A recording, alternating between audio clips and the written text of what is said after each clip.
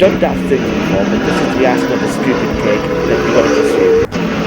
We're now going to show you what kind of a competent idiot you really are.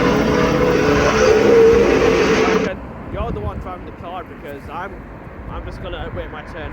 You got the car, yes, you got the exhaust pipe orders fixed to this car, and you're too incompetent to realise I was going to make sure this is going to get a boss release.